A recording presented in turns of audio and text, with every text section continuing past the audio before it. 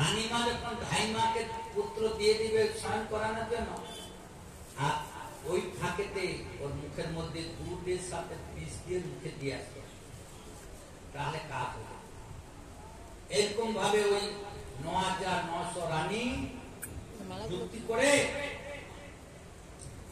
আর ওই পুত্রটার মুখে বিষ দিয়ে, রাজা বলছে রানীমা পুত্রকে আনো। রানীমা আবার আদেশ করলেন ধাইমাকে, দাসী আনো পুত্রকে, রাজা আদর করবে। আর যখন সেই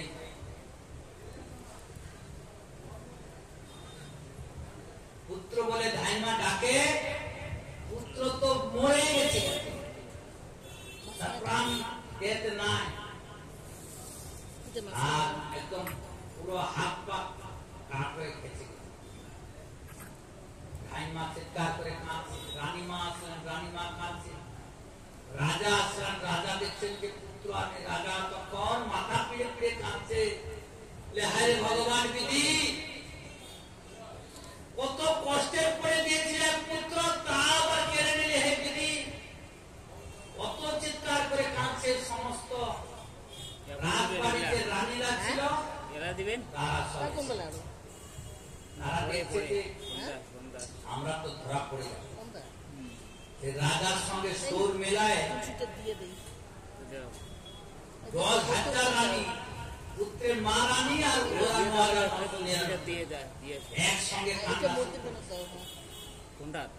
আকাশ বাতাস রাজবাড়ি একদম তুমুল কান্নার রোল। আর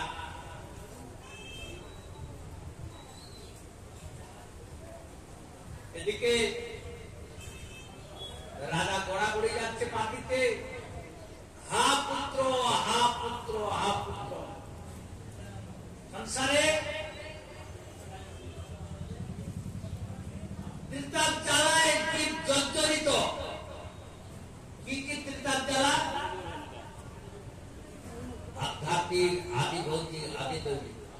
রোগ শোক অনিবার চিত্ত করে ছাড়খার, বান্ধব বিয়োগ দুর্ঘট। ভালো করে দেখো ভাই, অমিশ্র আনন্দ নয়, যে আসিছে দুঃখেরও কারণ। সে সুখে তরে তবে কেন মায়ার দাস হবে, হারাইবে পরমার্থ ধন। ইতিহাস আলোচনে ভেবে দেখো নিজ মনে, কত আসুর ইক দুরাশয়। ইন্দ্রিয় তৎপর সার করি কত দুরাচার, শেষে নেবে মরণ নিশ্চয়। মরণ সময় তারা উপায় হইয়া হারা, অনুতাপ অনলে জ্বলিল। কুকুরাদি পশু পায় জীবন কাটায় হায়, পরমার্থ কবু না চিন্তে।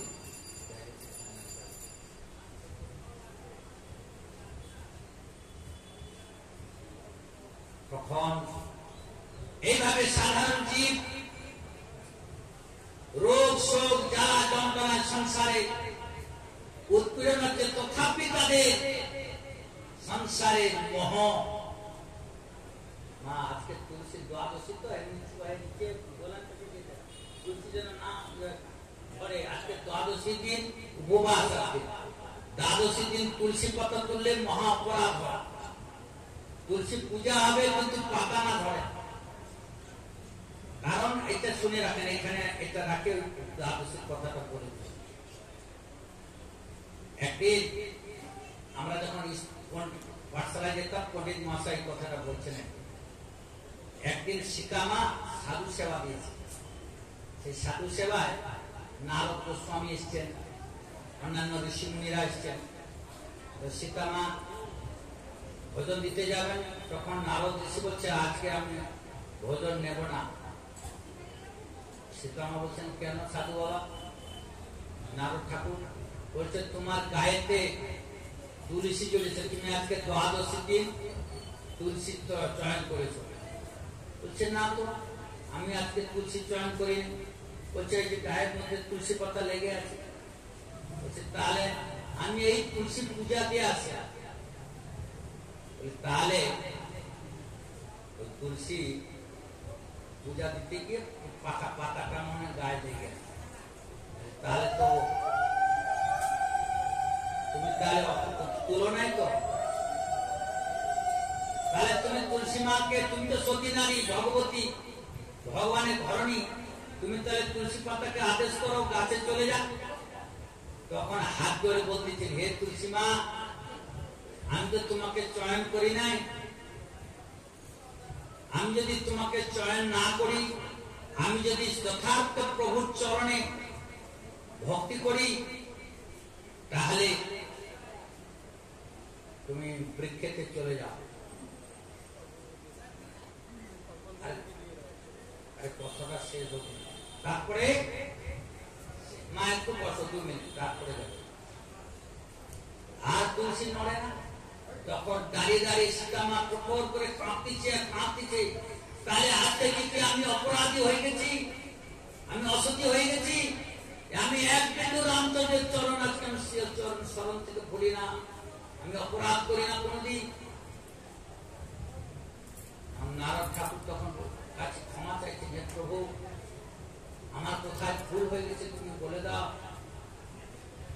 তখন সেই নারদ ঠাকুর, সীতামা, আমি একবার স্বর্গে গিয়েছিলাম, একটা পারিজাত পুষ্প আমি নিয়ে আসলাম প্রভুর সেবার জন্য, সে পুষ্পটা তুমি আগে এরকম শুকেছ, তারপর প্রভুকে দিয়েছ, সেই দিন তুমি অসতী হয়ে গেছ।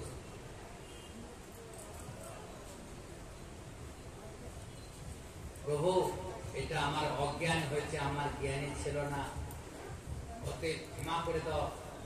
যা তো সেই এইদিকে প্রণাম করছি যে চরণ দুটা এইদিকে, কালকে বলে দিলাম না ওটা, ওখান থেকে উঠে ওদিকে গিয়ে প্রণাম করতে পারো না।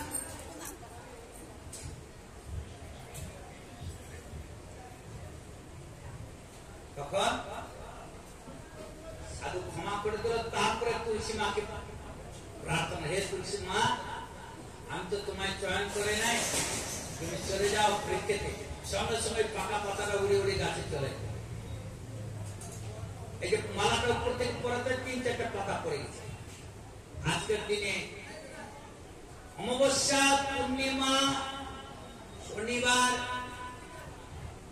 দ্বাদশী তুলসীর চয়ন করতে নেই। তথাপি যদি কোন প্রশ্নটা রাত্রি 12টার পর সন্ধ্যাবেলা বিনা স্নানে তুলসী হাতিতে নিতে, তুলসী চয়ন করার সময় ঘটি করে জল নিয়ে যেতে হয়, আগে তার চরণে জল দিতে হয়, বা প্রার্থনা করতে হয়, তুলস্য মৃত জন্মাসী সদা তোমার কেশব প্রিয়া কেশবা চিত্তা।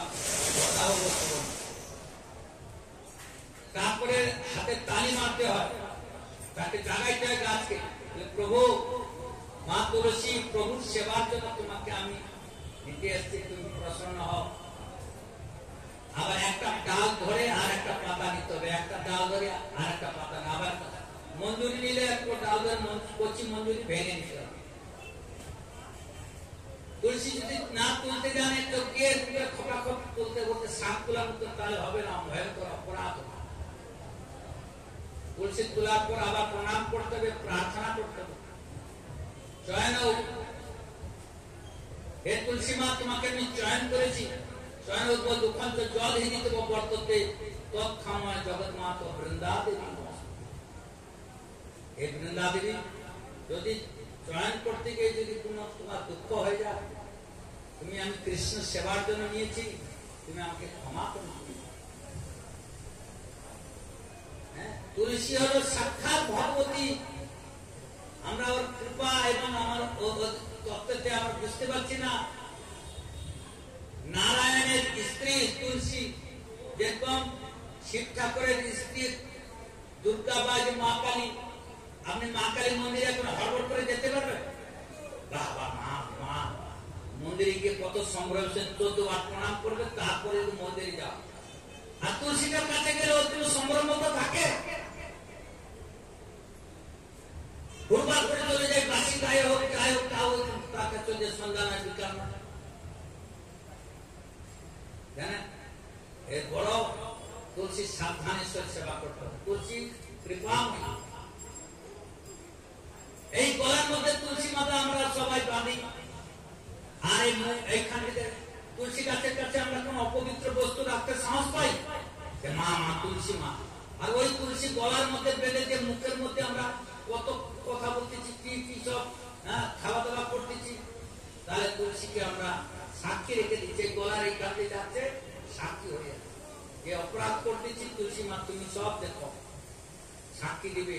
যমরাজ যখন জিজ্ঞাসা করবে মা তুলসী এ কি করেছিল, তখন তুলসী মা আগে সাক্ষী দিবে। আদালতে যখন বিচার হয় না, উকিল দেখে না এ কি করেছিল, ওই সাক্ষী বলতো। এই যে অভয়াকাণ্ডে কে ওখানে দোষ করেছিল, সাক্ষী কে দেবে? ওই সাক্ষীটা তখন ছিল না বলে এই কেসে গড়ে গড়ে যাচ্ছে। সাক্ষী হলো আগে, তাহলে তাড়াতাড়ি উকিল তাকে রায় দিয়ে। এই যে আমরা গলার মধ্যে তুলসী বাদাম বেঁধে আর মুখে আমরা কি গড়বড় করতেছি, তুলসী মা সব দেখছে। এই জন্য সাবধানের সহিত আমাদের জীবনযাপন করতে। এই যে পাঠ করতেছি, কি ভালো মন্দ বলতেছি, তুলসী মা সব শুনছে। নারায়ণকে সব বলবে কি বলে, এই সাধু ভাগবত আসনে বলছে অত্যাচারী কথা বলছে, উল্টা সিধা বলছে। তুলসী মা, জগৎবাসী, চন্দ্র সূর্য, ভোলানাথ, মা কালী, যোগমায়া সব সাক্ষী দেবে। তোমরাও শুনছো, তোমাদেরও সাক্ষী দেবে। যদি যমরাজ আসে বলেন এরা সব ভাগবত শুনেছিল, হে ভগবান এদেরকে ক্ষমা করে দেবে। এই জন্য প্রদীপ জ্বালাতে অগ্নি সাক্ষী, ধূপদীপ সাক্ষী, ফুল দুর্বা আদি এরা সাক্ষী। এদেরকে এই জন্য পূজা পাঠে সব দিতে হবে, রেহাই নাই। যাবে কোথায়? প্রসঙ্গ আমরা অন্যদিকে আবার চলে গেলাম। চিত্রকূট মহারাজ দুঃখ করছেন, মাথা পিটতেছেন, কাঁদতেছেন, মাটিতে গড়া পড়ে যাচ্ছে। এমন সময় গুরুদেব আশ্রম থেকে যে ফল দিয়েছিল, সে ধ্যানেতে দর্শন পাইছে। বলে এবার চিত্রকূট মহারাজের কাছে আমি যাই। চিত্রকূট মহারাজ এবার কাঁদছে। যখন জীব দুঃখের শেষ পর্যায়ে পৌঁছে যায়, তখন তার চিত্ত ভিতরে নির্বেদ আছে। নির্বেদ মানে ত্যাগ।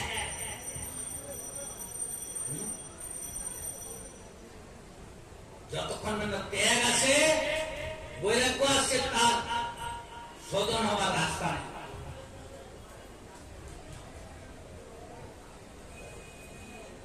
গুরুদেব যখন সেই মহারাজের আশ্রমে প্রবেশ করছেন রাজবাড়িতে, আর গুরুদেবকে দেখতে পেয়ে রাজা তখন তার কান্না বন্ধ করে গুরুদেবের চরণে গিয়ে প্রণাম করলেন।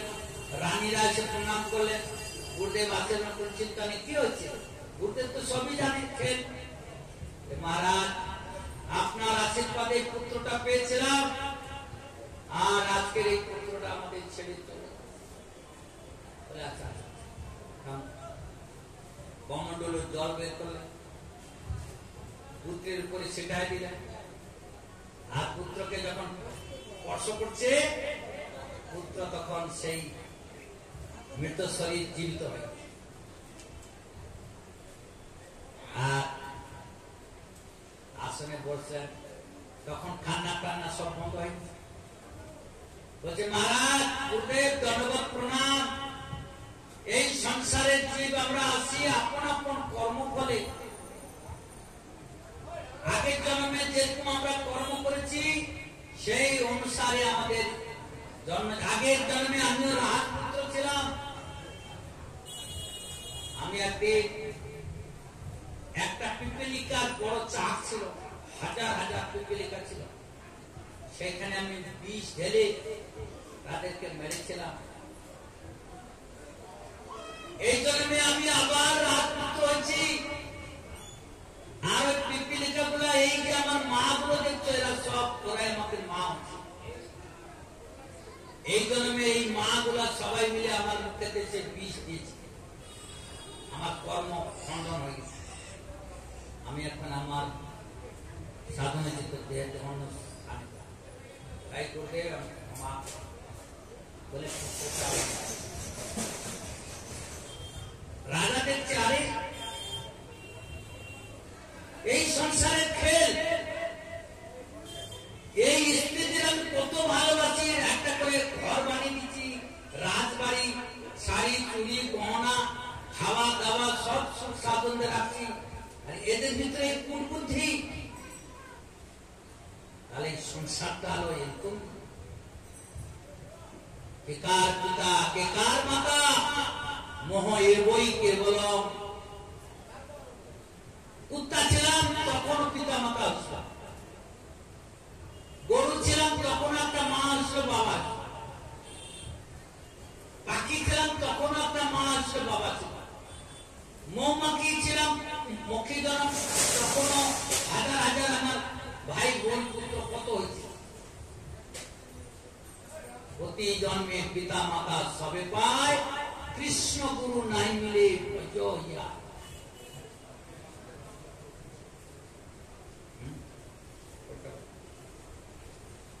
এই প্রশ্ন শেষ করে তখন সেই জগদানন্দ যা। আচ্ছা, তারপরে সে রাজা মনেতে পুরা সংসার প্রতি ঘৃণা আছে। তখন সে গুরুদেব বলছে, রাজা এখন ভগবানের নাম জপবে, ভগবানের নাম করবে তো? তুমি পুত্র বলে চাইছিলে, আমি যে তোমাকে ভগবানের নাম দান করতে চাইছিলাম, তুমি শোনো নাই। মানে লোহা অল্পতে ভাঙবে না, যখন কঠিন তাপ হয়ে যাবে কামারটাকে গরম করে দেয়, তারপরে হাতড়া মারে বেঁকে যায়। তখন গুরুদেব উপদেশ দিল, হ্যাঁ গুরুদেব আর এখন তুমি আমাকে দীক্ষা দাও, আমি তোমার নাম দেবো। বলে আমি তোমায় দীক্ষা দেব, আমি তোমাকে একটা মন্ত্র দিয়ে যাচ্ছি, এই মন্ত্র জপ, তোমার দীক্ষা দেওয়ার জন্য গুরুদেব বাড়িতে চলে আসে। কৃষ্ণ যদি কৃপা করে কোন ভাগ্যবানে, আর গুরু অন্তর্যামী রূপে শিখান তান, তখন সেই ঋষির নাম ছিল মৈত্রেয় ঋষি। সেই ঋষি তখন তাকে একটা মন্ত্র দিল, সেই মন্ত্র যখন জপল, স্বয়ং অনন্তদেব, সে অনন্তদেব যে শেষ না শিব ঠাকুরের গলায় একটা সাপ আছে দেখবেন, ওই সাপকে জানো না? গুরুদেব। সেই জন্য গুরুকে কণ্ঠের মালা করে রাখছেন ভোলানাথ। সে ভোলানাথের আলেপাদি দেখতে পাবেন, সেখানে সর্প দেখবেন। আর যে যত বড় বড় মন্দির, হ্যাঁ, দ্বাদশ জ্যোতির্লিঙ্গাদি যেখানে শিবলিঙ্গাদি পূজা হয় দেখবেন, সেই সর্প সেখানে দেওয়া আছে।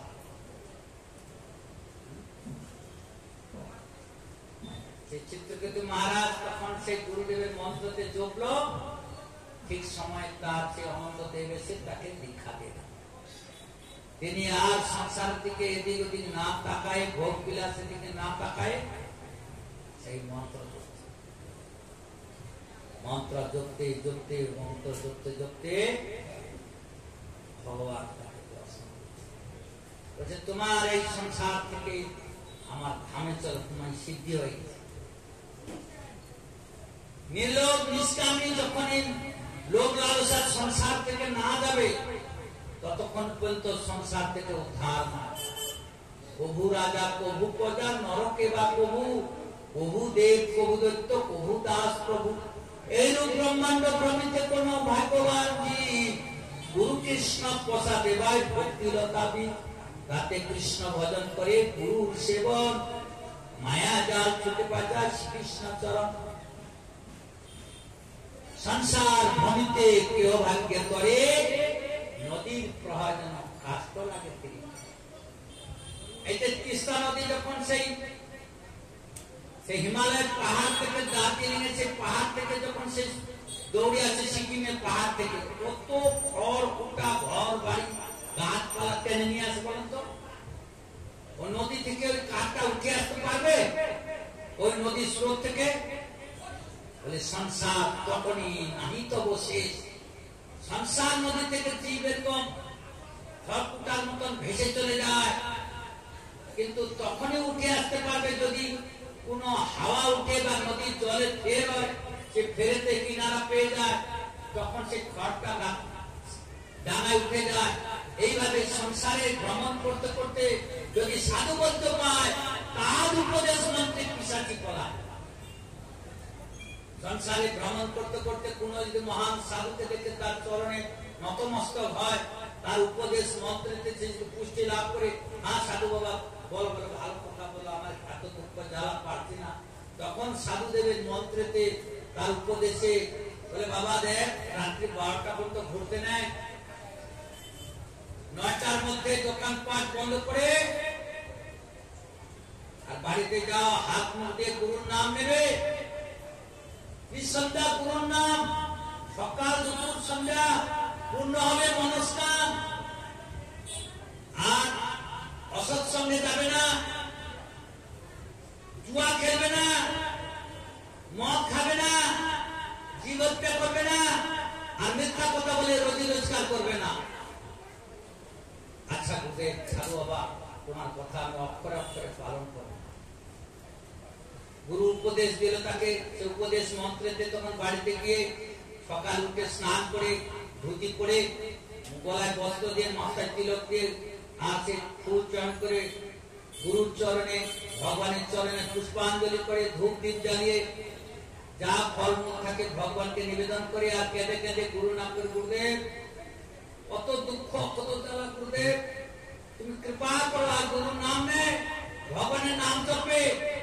আর সে গুরুর চিন্তা করতে করতে আবার সেই রোজি রুটির জন্য যায়, সন্ধ্যাবেলা আসে, আবার হাত মুখ ধুয়ে আবার গুরুর নাম নেয়। এই সকাল বিকাল দুপুর 3 সন্ধ্যা গুরুর নাম জপতে জপতে জপতে জপতে তার ওই যে খারাপ গুণগুলো ছিল, খারাপ স্বভাবগুলো ছিল, সেগুলো তার থেকে ছুটে যায়।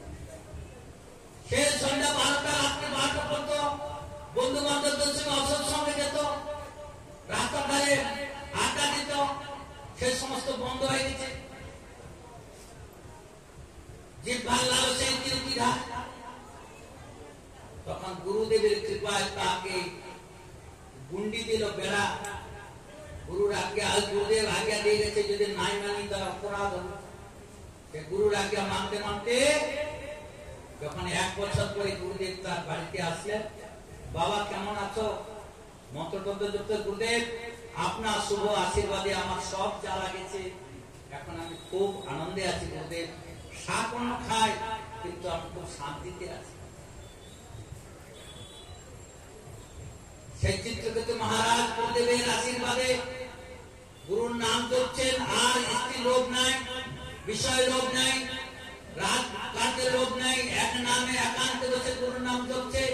গুরু নাম জপতে জপতে যখন তিনি সিদ্ধি লাভ করলেন, তখন তিনি সংসার থেকে তিনি ভগবত ধামে যাচ্ছেন।